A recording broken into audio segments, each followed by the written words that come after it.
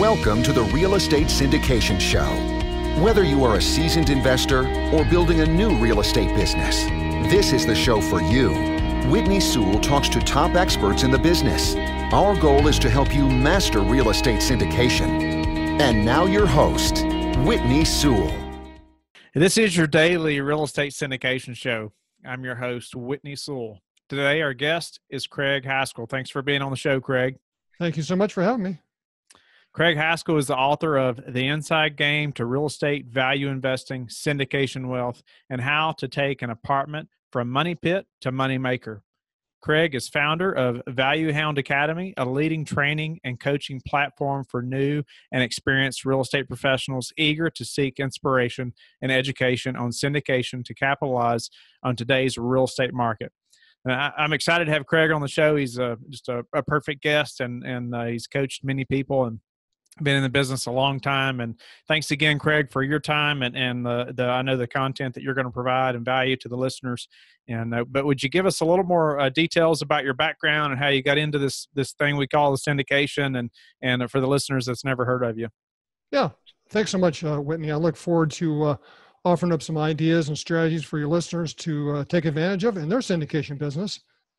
But I got started back in, 78, 79 when I was in college. I was reading a book called Nothing Down. It was written by Robert Allen. He was a big guru back then, how to become rich buying properties with nothing down.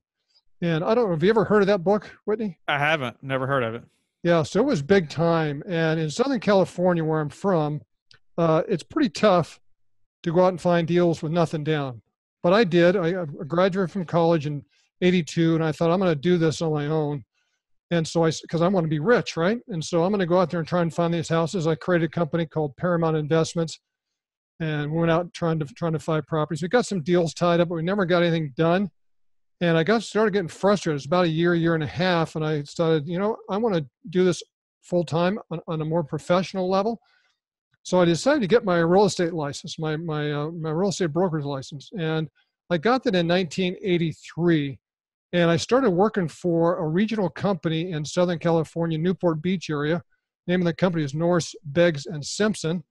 And my specialty was, when I started working, was the retail space and the office space. And I worked with a lot of syndicators. And that's kind of how I learned the business when I was there. I worked for these syndicators, learned what they were doing. If you think about it, most buildings in the commercial space, the larger buildings, are all syndicated. There's all different types of syndication with different types of investors, different structures, but it's all basically syndicated. And so I learned this business from very sharp guys. And about in the middle of the decade there, about 85, 86, I decided to go out on my own. I started a real estate brokerage company and a real estate management company. I started managing properties and brokering properties for these big syndicators. Had a big client up in Century City, Beverly Hills area, and they had like 200 properties around the world. I helped them manage and sell a lot of these properties. And I really got to learn the business. And we got to the late 80s, or about 89, I would say.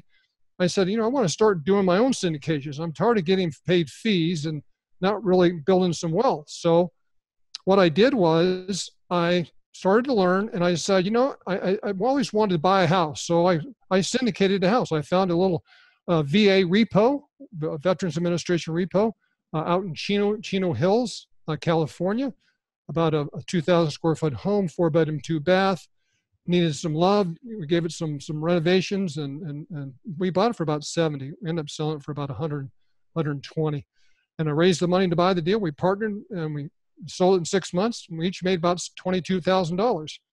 And that got me going. I thought, I really like this. And I didn't have to buy this money, no money down. I went out and found investors, and we bought these properties. So I started thinking about that. We got to the late 80s, and we're starting to get into the 90s when we had the RTC days, the Resolution Trust Corporation, which was an organization that was set up to help dispose of all the troubled savings and loans. Right back in 1986, I don't know if you remember, in 1986, we had a tax law change. Before 86, when Ronald Reagan was in office, they allowed savings and loans to invest their own money into real estate. They never were allowed to do that before, but they allowed them for a short period of time to do that. And what savings and loans were doing was they were going out and buying this real estate. But what made things worse was during that time period, the tax code allowed losses, right? So you can go out and have business losses and you can write them off 4-to-1. So all these syndications were being set up by doctors, attorneys that had tons of money that needed tax write-offs. They got 4-to-1 tax write-offs. So they had that all during the early 80s. In '86, they changed the tax law, and they should have phased it in, but they didn't. They changed it, and all of a sudden, all these properties that they built over the years that were losing money, now they had to make money, right? Because you couldn't take the write-offs anymore. So now all of a sudden, the savings and loans are taking back these properties.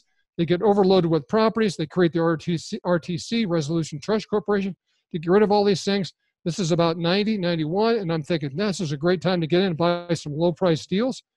And I looked around the marketplace. I thought about going to Houston, but from Southern California, it was a 3.5, 4-hour flight.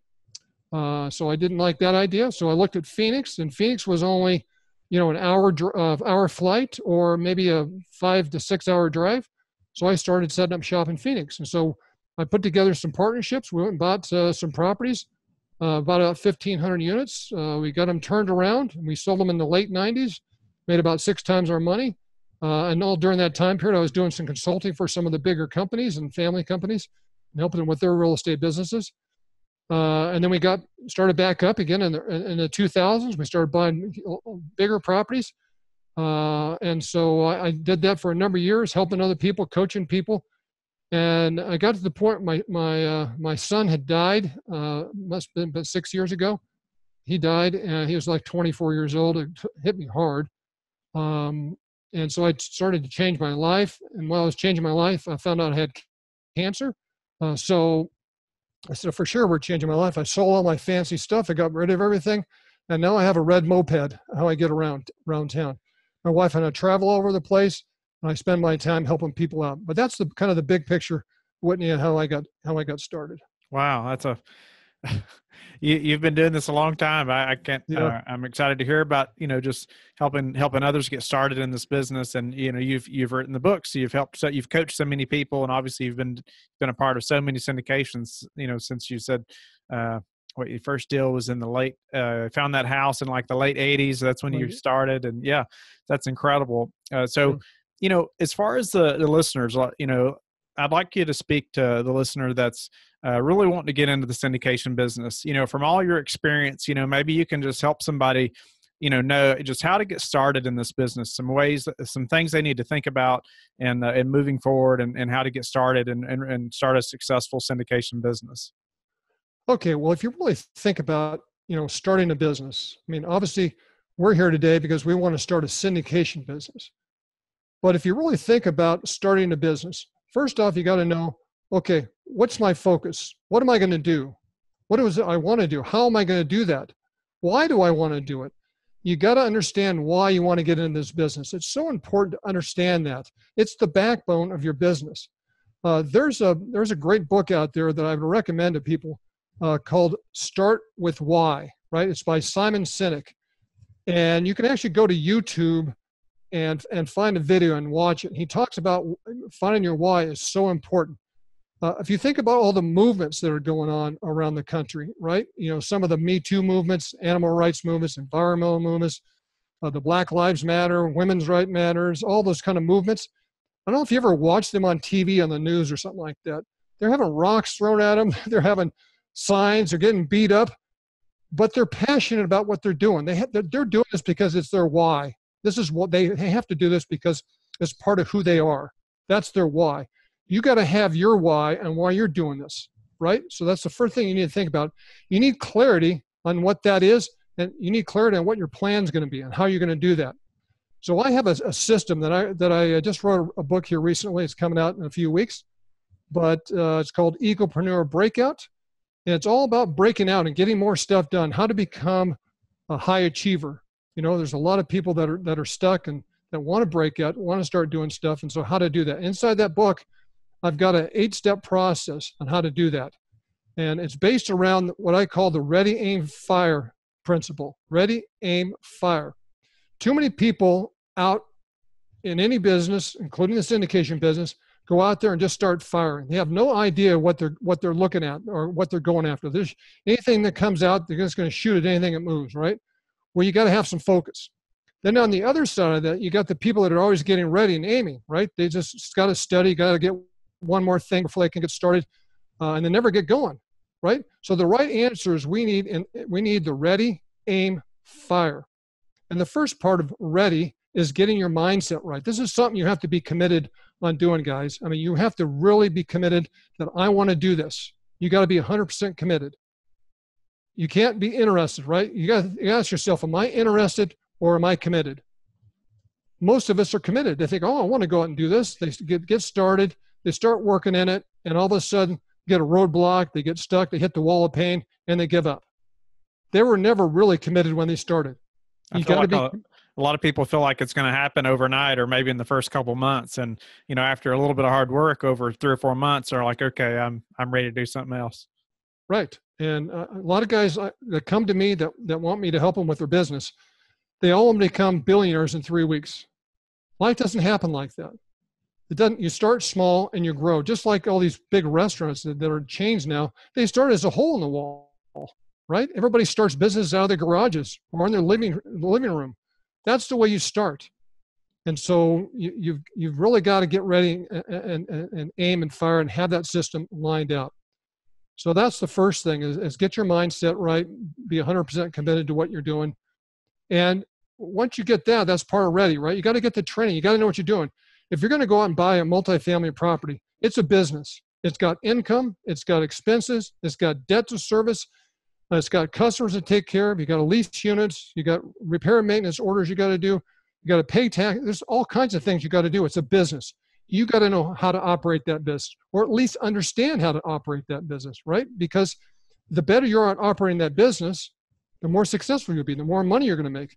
People will run these properties like they're investments. You can't. You got to run them like a business. So you got to get the training on both the deal side and how to buy these things and get them set up, and on the operational side. Now, most of you are going to get a property management company that will come in to do that, but you'll find that most of those property management or companies are no good. But I really want you to get the training about this business and understand what it is you're doing.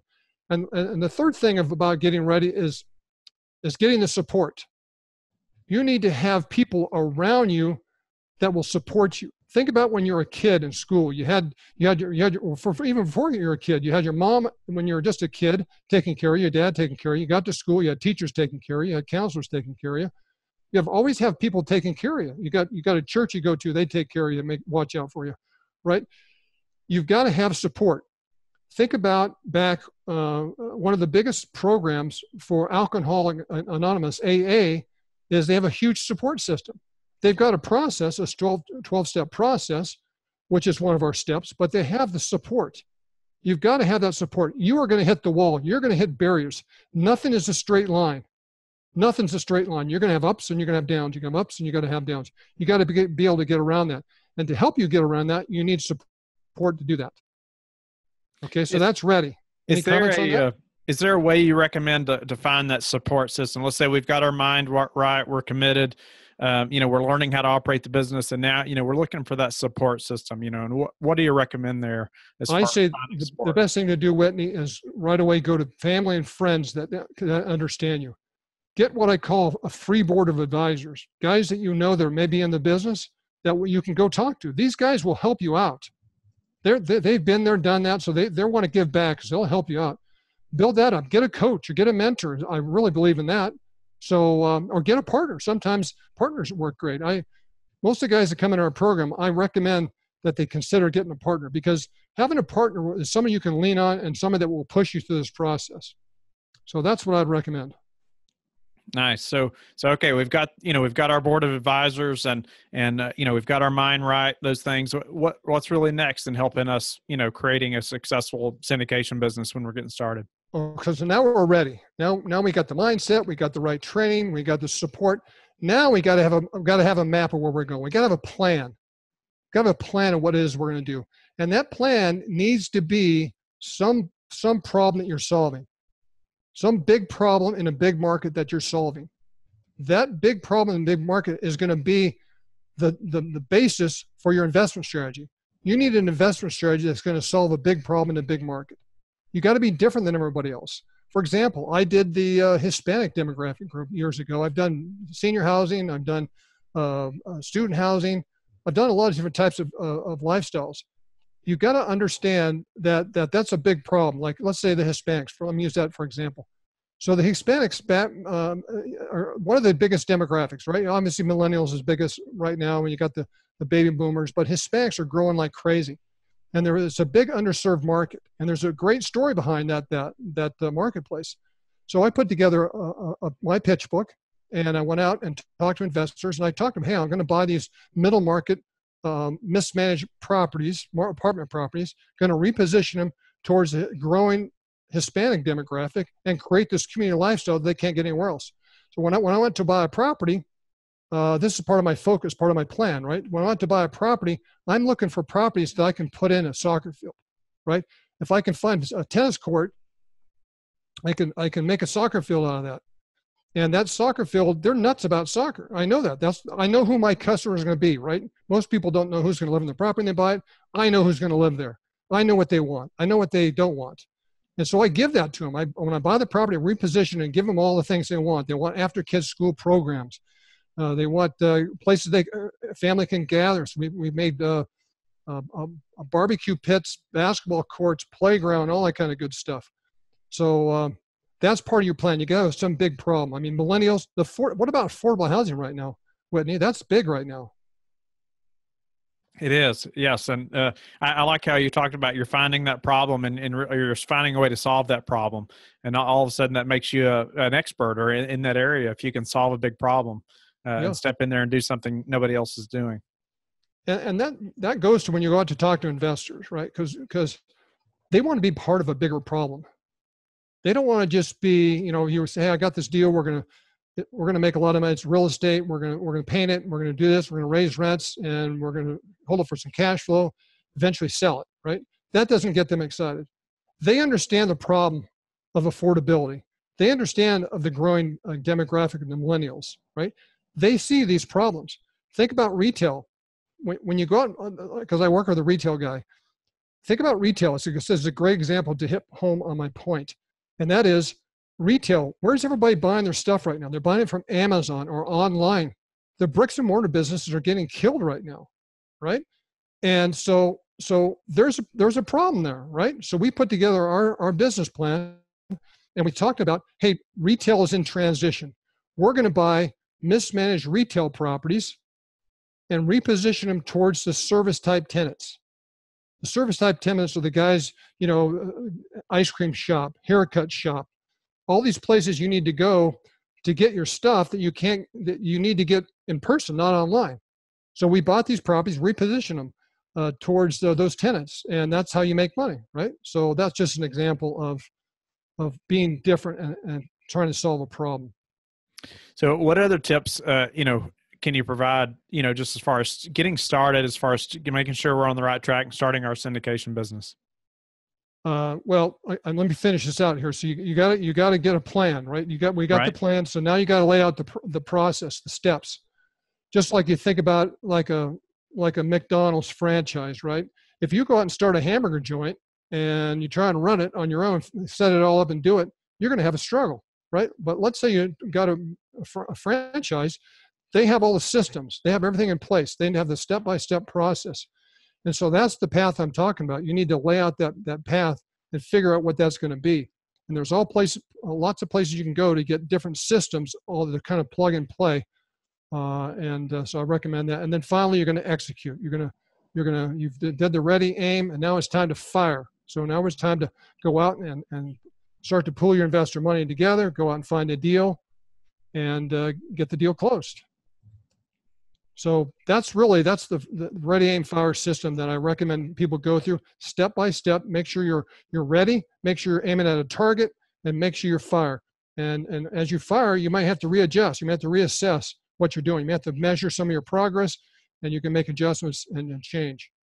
So I like that too. Just being like you're talking about ready and aiming is really thinking about focusing, being very focused, and you're talking about, just like you were focused on the Hispanic population, and solving that problem.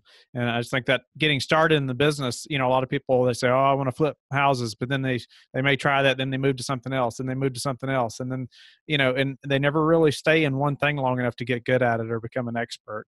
And so I like the ready and aim, and, aim pointing at one thing. That is so important, because I found that the number one problem for syndicators is everybody's out chasing rabbits. They're out there running all over the country trying to find a deal and trying to make it pencil somehow. They're not focused on anything. You need to find one rabbit and focus on that one rabbit and become the best at it, become the master at that one rabbit.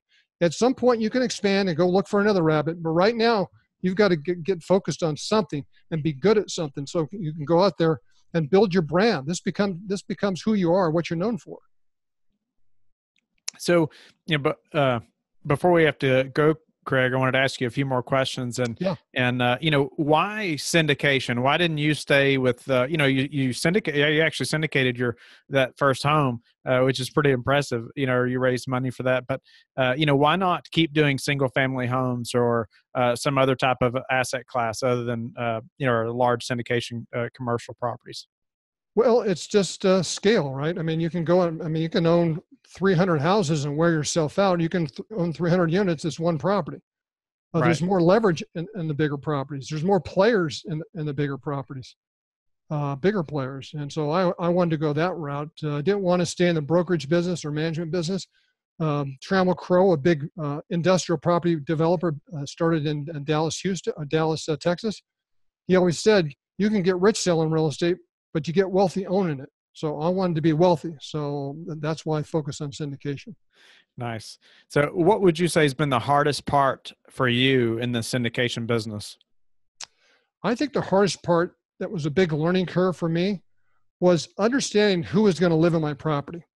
One of the properties I first bought when I got here, I bought in Phoenix. The vacancy rate was like 20% in 1991.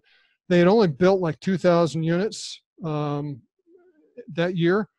And so the market was really struggling because we're just still going through that time frame. I actually bought at the very bottom of the market, but at that bottom, you got to operate and execute at the property level, right?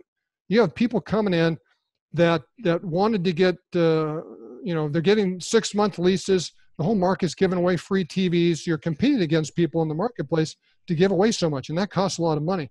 So what you had is you had people moving in, staying 6 months, leaving, and going somewhere else to get all the goodies. And so what I found was that, I just can't have that going on anymore. So I walked across my property one day, I looked back, and I said, who the heck's going to live in this property? I went down to the local grocery store, and that's what you guys should do. Go to the local grocery store of a property you're going to buy and look at the tenants in there, or look at the customers in there.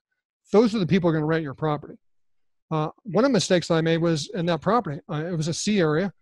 I said, "Oh man, I'm gonna turn this property around. I'm gonna get the Scottsdale Babe manager come in here, and we're gonna turn this thing around." Wrong. That's not happening. The people that are going to live in this property were the ones who were shopping in that grocery store. So there were a lot of Hispanics. So those Hispanics were moving in, were at the shopping center buying groceries. So I repositioned my property to give them services and amenities that they couldn't get anywhere else. In fact, a lot of properties were copying us on what we were doing. So that's the biggest mistake, not knowing my customer. You got to know when you buy a property, who's going to live in that property. You got to know that. You just can't buy a property and not know who's going to live there, because you're going to build your reposition strategy around your tenants. Great advice. And Craig, what would you say is the number one thing that's contributed to your success? Number one thing, I would say determination, commitment to what I'm doing. I love what I'm doing, and I'm committed to it. I understand things are going to go wrong. If there's going to be roadblocks, I'll find a way around it. And so I would say that, just being committed. That's anything you do. One of the parts of my book, I wrote, 90%, 92% of the people, Scranton Research did a report last year, 92% of people that make New Year's resolutions never get them done. And that generally what I found is most people are interested, but they're not committed. So you got to be committed. I wonder what the percentage is that even get started. Yeah, right. I can tell you, I have a lot of people who sign up for my programs, and you try to get them going, and they just burn out. They were never really committed. So tell us something you're excited about right now about your business before we have to go. I've got a new thing I'm working on, right? I got a book that's coming out, but I got a new thing I'm working on for the guys who are just getting started. The guys are kind of in the middle. I'm working on a game, right? A game on how to do all this stuff. I know all the problems that go on. I've been doing this 35 years. I know, roadblocks. And so I'm going to create roadblocks in this game and have people come, and we're going to learn this thing together. They're going to make mistakes. They're going to learn, and we're going to have a little competition, big scoreboard on who gets the highest return on investment for their investors. And so I'm working on that right now, and I'm excited about that. That's interesting. I can't wait to hear more about that and play the game also. Play the game. But it is a game. Craig, thanks again for being on the show today. And would you tell the listeners how they can learn more about you and your business and get in touch with you, and also about your book coming out? Okay. Well, the best thing to do is go to valuehoundacademy.com, valuehoundacademy.com. And there you'll find all kinds of information. I've got over 600 pages of educational information about syndication. Everything from sourcing deals, investing in deals, to property management, to construction, to workouts, to everything that goes along with investing in real estate. There's all kinds of information. I've got articles. I've got tons of videos, interviews. I've done over 70 interviews. There's and it's all free. It's all free. All you got to do is put in your name and email address, and it's like a membership site, but it's all free. You can go in there and do anything you want. So I recommend to go there. There's a little button over there that says Meet Craig Haskell. Click on that, and you can get to me. My email address is craig@valuehoundacademy.com. That's craig@valuehoundacademy.com. So I'd recommend going over there and dig in there, and send me an email if you have any questions. Great. Thanks again, Craig. I really appreciate you walking us through the steps of getting started and help us, the ready, aim, fire, being focused, and talking about how you got started and mistakes you had made, and how you learned from that, and directing people to just your site with all the value there. But I hope the listeners will connect with Craig, and I hope they'll go to LifeBridge Capital and schedule a call with me and connect, and go to our Facebook group where we can all ask questions and learn from experts like Craig, and grow our business together. We'll talk to the listeners tomorrow. I will say that I went on your site, Whitney, and you got lots of great videos. I mean, so your listeners need to go on there and listen to these interviews. They've got some really good ones. Thank you. Thank you very much, Craig. I hope they do. They do. We'll talk to everybody tomorrow. Take care. Thank you for listening to the Real Estate Syndication Show, brought to you by LifeBridge Capital. LifeBridge Capital works with investors nationwide to invest in real estate, while also donating 50% of its profits to assist parents who are committing to adoption. LifeBridge Capital, making a difference, one investor and one child at a time. Connect online at www.lifebridgecapital.com for free material and videos to further your success.